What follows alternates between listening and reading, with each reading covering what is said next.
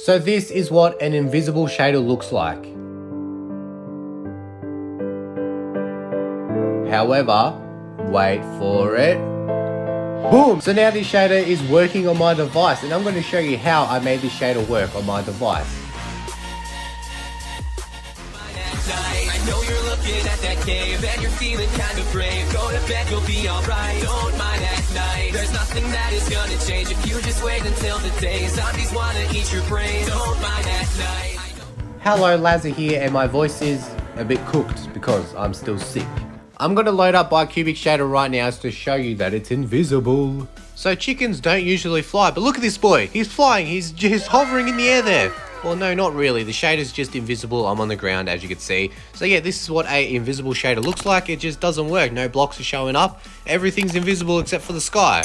So I noticed that this shader is not working, and I know it does work on my device because I literally did a video on this shader, and then I remembered I did something. So I'm going to show you what I did which actually fixed the shader. So hopefully this works with your shaders if they are invisible. I don't know if this works with every shader because I only noticed this with oh no, we're in the water. I only noticed this with Bicubic Shader, but it may work with other shaders. I'm not too sure. I just want to show you this method just so you can test it out. Maybe it'll work. Make sure you comment below any other methods on how to fix an invisible shader so that some other people can see. But if I'm being honest, majority of the time it's invisible. It's because it's not compatible with your device. I come across many invisible shaders on my iPad and iPhone because maybe they're not compatible on iOS, and yeah, so it's just it's unfortunate sometimes that you get to miss out on some awesome shaders, but it's just what it is. You got to move on and find another shader.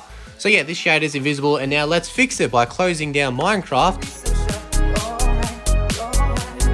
So the two applications I'm going to be using is Files and Documents. If you're on Android, you should be able to still do this. Unfortunately, I don't have Android, so I can't tell you what kind of apps to use, but you can definitely do this on Android. So you need to go into the Minecraft files. So on the Files app, you need to go on my iPhone or on my iPad, depending on what device you're on. You want to go into Minecraft, Games, com.mojang, and then you want to scroll down till you see Minecraft PE, and then you want to go to the options file right here. So you want to go into the options and you need to edit it. So I'm going to open this into Documents.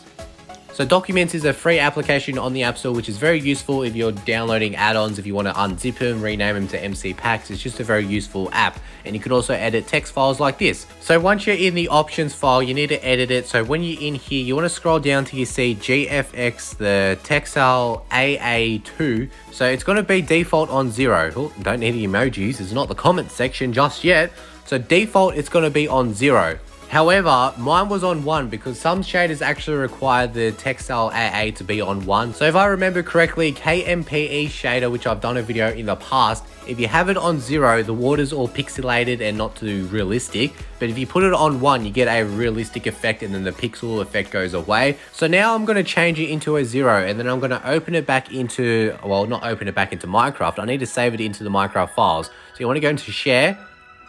Then I want to save it to files. So I want to save it back into my files. So as you can see, so you want to save it back into that Minecraft PE folder. So you want to go into Minecraft, Games, com.mojang. As you can see, it's opened already because I've obviously already been in there. Then you want to go into Minecraft PE, just tap on it and then go save. It's going to say replace existing item. So you want to replace it so then it like goes over the existing one already. So now my file should have the one what has 0. Now if I close off Documents and Files and then launch back into Minecraft, and if I launch back into my world, you will see that Bicubic Shader is working perfectly fine without any invisible glitch.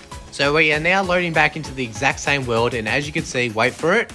So now as you can see, it is no longer invisible and it is working perfectly fine, which is absolutely amazing. I did not know this method until I was just playing around and actually found it out myself. As I said at the start, this method probably won't work on every single shader. It's maybe only on a selected few shaders. It may only even be on Bicubic Shader. So if you are having troubles with Bicubic Shader and it was invisible when you tried it, maybe try this method and it should hopefully fix it. My goodness, look at this lag, gee whiz. But that is pretty much it for the tutorial. Thank you so much for watching. I shall see you in the next one, and peace.